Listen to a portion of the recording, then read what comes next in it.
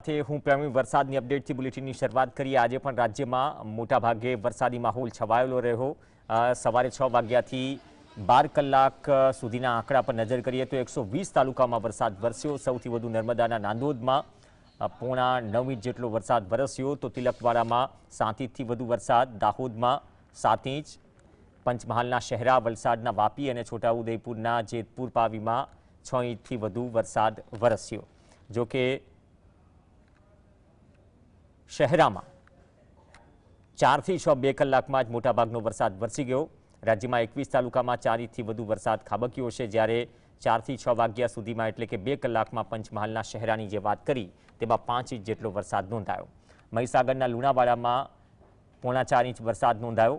12 કલાકમાં 60 તાલુકામાં 1 ઇંચ કરતાં ઓછો વરસાદ નોંધાયો। આ તરફ અરવલ્લીમાં અનરાધાર વરસાદ વરસ્યો। માલપુરમાં 1 કલાકમાં જ 3 ઇંચ વરસાદથી વિસ્તાર જળબંબાકાર।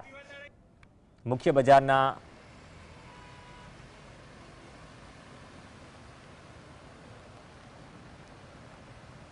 રસ્તા છે 5 ફૂટ પાણી આ પહેલાના દ્રશ્યોમાં ભરાયેલા હતા। આ મુખ્ય રોડ છે ત્યાં પણ પાણી ભરાઈ ગયા। બસ સ્ટેશન સામે દુકાનો બેટમાં ફેરવાઈ હતી। રસ્તા પર પાણી નિકાલની કોઈ વ્યવસ્થા ન હોવાથી લોકોને હાલાકીનો સામનો કરવો પડ્યો। મોડાસાના સાકરિયા, માથાસુલિયા, જાલુદ્રા અને ફળેલી સહિતના ગામોમાં જળબંબાકારની સ્થિતિ।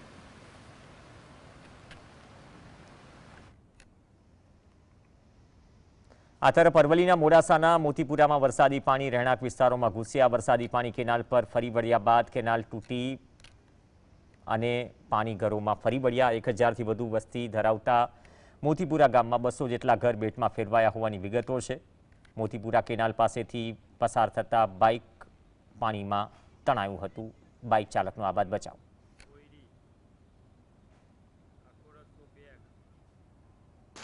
પંચમહાલ જિલ્લાની વાત કરીએ, વહેલી સવારથી ધોધમાર વરસાદ। નીચાણવાળા વિસ્તારોમાં અને ખાસ કરીને શહેરાના અણિયાદ ચોકડી પાસેના દિલ્હી મુંબઈ હાઈવે પર વરસાદી પાણી ભરાયા હતા, જેના કારણે વાહન ચાલકોને ભારે હાલાકીનો સામનો કરવો પડ્યો। જિલ્લાના અમુક તાલુકાઓમાં ભારે વરસાદના લીધે માર્ગો પર પાણી ભરાવાની સ્થિતિ અકબંધ રહી। અણિયાદ ચોકડી વિસ્તારમાં વર્ષોથી પાણી ભરાવાની સમસ્યા યથાવત છે, જેના કારણે કેટલાક વાહનો પાણીમાં ફસાયા હતા। તંત્રની પ્રી મોન્સૂન કામગીરી નિષ્ફળ જતા સ્થાનિકોમાં રોષ છે। શહેરમાં બપોર બાદ 4 થી 6 વચ્ચે 2 કલાકમાં જ 5 ઇંચ જેટલો વરસાદ વરસી ગયો।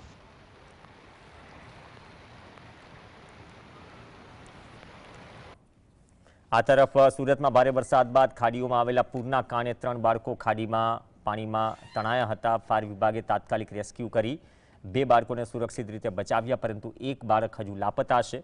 બચાવ કાર્ય માટે વહીવટીતંત્ર અને એનડીઆરએફની ટીમો સતત કામગીરી કરી રહી છે। સુરત પાલિકા કમિશનર શાલિની અગ્રવાલે ખાડીપુરની સ્થિતિનું નિરીક્ષણ કર્યું અને નાગરિકોને, ખાસ કરીને ગર્ભવતી મહિલાઓ અને નાના બાળકોને વધુ પાણીવાળા વિસ્તારમાંથી બહાર થવા અપીલ કરી।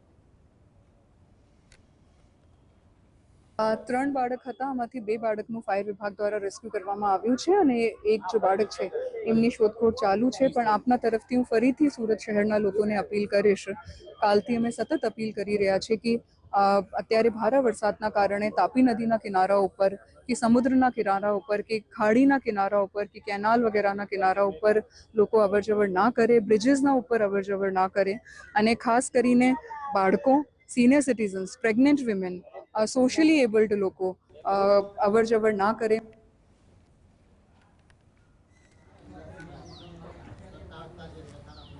સુરતના દ્રશ્યો છે, પોલીસ સ્ટેશન બાકાત નથી તો પછી સામાન્ય પ્રજા કેટલી પરેશાન। સરથાણા પોલીસ સ્ટેશનના દ્રશ્યો છે। ખાડી વિસ્તારમાં આવેલું સરથાણા પોલીસ સ્ટેશન પાણીમાં ગરકાવ થયું। સરથાણા પોલીસના કર્મચારીઓ અને અધિકારીઓને મહત્વના દસ્તાવેજો લેવા માટે કમરસમા પાણીમાં સ્ટેશન અંદર જવું પડ્યું, તો પોલીસ સ્ટેશનના પરિસરમાં પણ ભરેલી પોલીસની કાર પણ પાણીમાં ગરકાવ થઈ। સ્ટેશનના દરેક રૂમમાં પાણી ફરી વળ્યા। પોલીસ અધિકારીઓની ચેમ્બર, મુદ્દામાલ રૂમ, લોકઅપ સહિત સમગ્ર સ્ટેશન જાણે કે બેટમાં ફેરવાયું હોય તેવો ઘાટ કરાયો હતો। આ તરફ છોટાઉદેપુરના બોડેલી હાઈવે પર આવેલી ગોલા ગામડી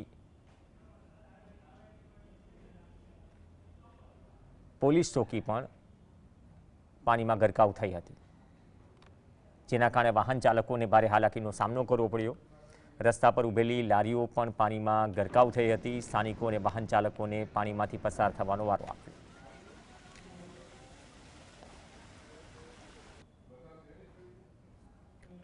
ડાયમંડ નગરી સુરત ભારે વરસાદના કારણે હાલ બેહાલ છે.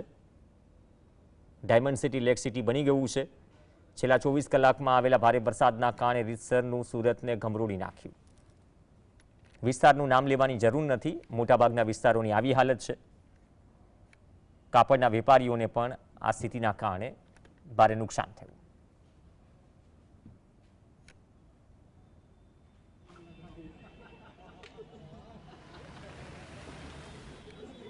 તો આખું સુરત જળબંબાકાર છે. અલગ અલગ દ્રશ્યોમાં સોસાયટી ઘરોમાં પાણી ભરાયેલા, રોડ રસ્તા પાણીમાં ગરકાવ હતા. પરબત ગામ પાટિયા પાસે મોગબ વિસ્તારના ઊંચાઈથી લીધેલા દ્રશ્યો જોઈ શકાય છે. ખ્યાલ આવી જાય કે સુરતવાસીઓ કેવી હાલાકી ભોગવી રહ્યા છે.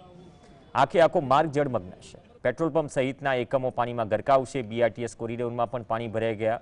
બીઆરટીએસની રેલિંગ પકડીને લોકો રસ્તો પાર કરી રહ્યા છે. આ વિસ્તારમાં ટેક્સટાઇલ માર્કેટ પણ આવેલી છે, ત્યાં પહોંચવાની સ્થિતિ નથી.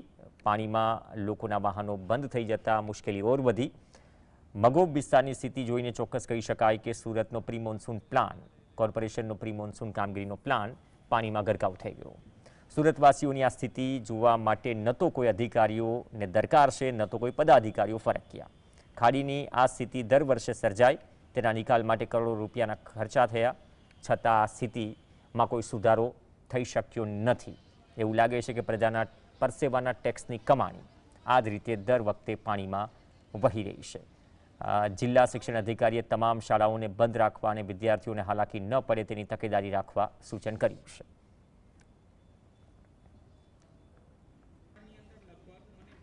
સુરતના સાણિયા હેમત ગામે દર વર્ષની જેમ આ વર્ષે પણ ખાડીપુરના કારણે ગંભીર પરિસ્થિતિનું નિર્માણ થયું. ગામના અનેક ઘરો, મંદિર અને અન્ય વિસ્તારોમાં પાણી ભરાઈ ગયા છે. એક મંદિર તો આખે આખું પાણીમાં ગરકાવ થયું છે. માત્ર મંદિરની છત જ દેખાઈ રહી છે. દર વર્ષે તંત્ર દાવો કરે છે, પરંતુ આ વર્ષે પણ સાણિયા હેમત ગામની સ્થિતિ સુધરી નથી, જેના કારણે લોકો રોષ ઠાલવી રહ્યા છે. સત્તાધારીઓ પાસે ઝડપી અને ટકાઉ ઉકેલની સ્થાનિકો માંગ કરી રહ્યા છે. સ્થાનિકોનો આક્ષેપ છે કે માત્ર નેતાઓ વોટ માંગવા આવતા હોય છે, પરંતુ પાણી ભરાય ત્યારે કોઈ નેતા ફરકતું નથી. કરોડો રૂપિયા ખાડી પાછળ ખર્ચ્યા છતાંય અમે પાણીમાં રહેવા મજબૂર. અમારા સરિયા ગામની અંદર 24 કલાકની અંદર પાણી ભરાઈ જાય છે. એને અમે શું કરીએ બોલો? અમે પાણીમાં છોકરા હાથે રહીએ છે વીજળી વગર. અમને વીજળી પણ નથી મળતી, પાણી પણ નથી મળતા પીવાના. ઘરમાં આટલું બધું પાણી ભરાય, મારા છોકરા હાથે બાંધને પડી રહેતી છે. હજુ મારા ઘરમાં પહેરાતું નથી. હવે હું પોયરા હાથે કેમ કરી રાંધીને ખામ? સંડાસ બાથરૂમ બધું પાણી ભરાઈ ગયું. અમારા વાડામાં નહીં જવાય, ને આગલા બાંધને બેહાય, ની કે આ બધું પાણી છે. તો હવે તો અમે શું કરવાનું? જ્યાંની એસએમસી આવી ત્યારે અમને સમસ્યા એકદમ વધી ગઈ. પહેલા જે પંચાયત અમે પંચાયત સરપંચના ઘરે જતા હતા, સરપંચ અમને બધી વ્યવસ્થા આપતા હતા. આજે અમારી એસએમસીને કોઈ વ્યવસ્થા નથી. અમને લાગતી સરકાર જે બી કોઈ અમને કોઈ નિહાળના લેવા દેવા નથી, પણ અમારી સમાજનું કોઈ નિવારણ છે નથી. થોડા જ વરસાદમાં અમદાવાદના નીચાણવાળા વિસ્તારોમાં પાણી ભરાઈ જાય છે. અમદાવાદના એસપી રિંગ રોડના દ્રશ્યો છે, જાણે કે નદી વહી રહી હોય તે પરિસ્થિતિમાંથી વાહનો પસાર થઈ રહ્યા છે. ગટરના પાણીએ પણ આ વિસ્તારમાં કબજો જમાવ્યો છે. સનાથલ તરફ જતા રિંગ રોડ પર અને સનાથલ પાસેના ઓવરબ્રિજની નીચેનો આ ભાગ છે જે પાણીમાં ગરકાવ છે. આ તરફ શેલાના ક્લબો 7 પાસેનો સંપૂર્ણ રોડ પાણીમાં ગરકાવ થયો. રોડ વાહન ચાલકો માટે બંધ કરવો પડે તેવી સ્થિતિનું નિર્માણ થયું છે. વરસાદ વરસ્યોને 24 કલાક વીત્યા છતાં હજુ પણ રસ્તા પરથી પાણી ઓસર્યા નથી.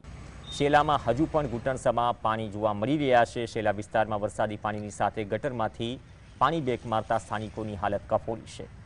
ગયા વર્ષે સ્થાનિકોએ કંટાળી ડ્રોનથી એક વિડીયો બનાવ્યો, મીડિયા સુધી પહોંચાડ્યો અને સત્તાધીશોને અને ઓડાને પોતાની પીડા રજૂ કરી. ત્યારે પણ ગણતરીના કલાકોમાં મીડિયા રિપોર્ટ ચાલ્યા એટલે અધિકારીઓએ બાંહેધરી આપી, પરંતુ બાંહેધરી હવામાં જ રહી, કેમ કે પહેલા વરસાદે જ શેલામાં હાલ બેહાલ છે.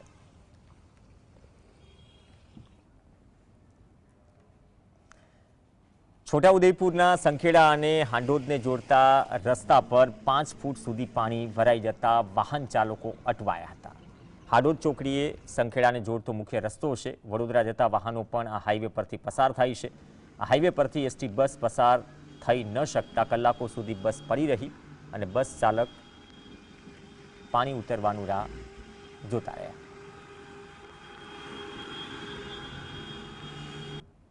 ત્યારે 5 ફૂટ જેવો 6 ફૂટ.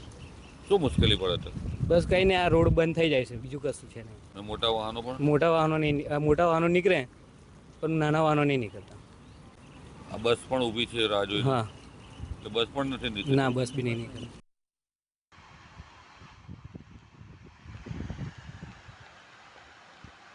છે જેના કારણે સિહોદની ભારજ નદી પરના ડાયવર્ઝનનો એક ભાગ ધરાશાયી થયો. આ diversion Bodeli Chhota Udepur national highway number 56 પર આવેલું છે અને તેના ધોવાણને લીધે રસ્તો કાયમ માટે બંધ થવાની શક્યતા છે.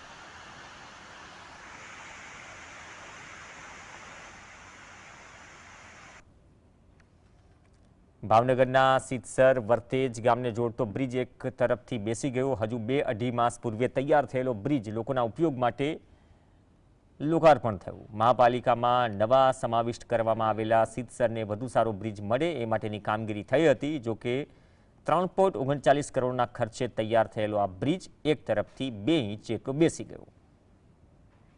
તંત્રને જાણ થતાં તાબડતોબ રિપેરિંગની કામગીરી શરૂ કરાઈ. આ બ્રિજ બનાવવાના કામમાં ભ્રષ્ટાચાર થયો હોવાની ગ્રામજનોએ શક્યતા વ્યક્ત કરી.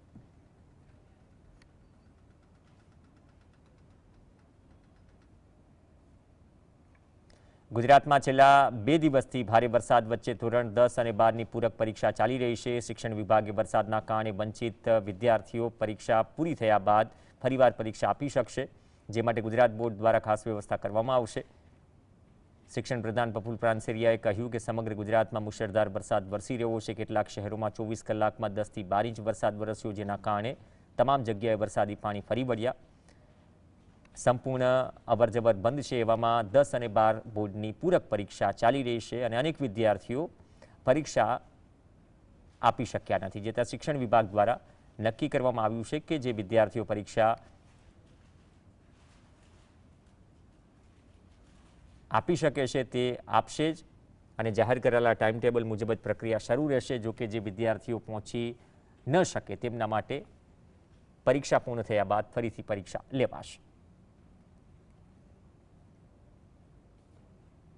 શિક્ષણ વિભાગ દ્વારા અમે નક્કી કરવામાં આવ્યું છે પરીક્ષા પૂર્ણ થતા જે વિદ્યાર્થીઓ એક્ઝામ આપી છે તો રનિંગ રહેશે. એક્ઝામ એ જ ટાઈમ ટેબલ પર શરૂ છે. જે વિદ્યાર્થીઓ પહોંચી નથી શક્યા આજે અને કાલે 2 દિવસમાં, એમના માટે પરીક્ષા પૂર્ણ થતા પછી જે વંચિત વિદ્યાર્થીઓ 10 અને 12માં છે એના માટે ફરી વખત પાછી બોર્ડ દ્વારા અમે પરીક્ષા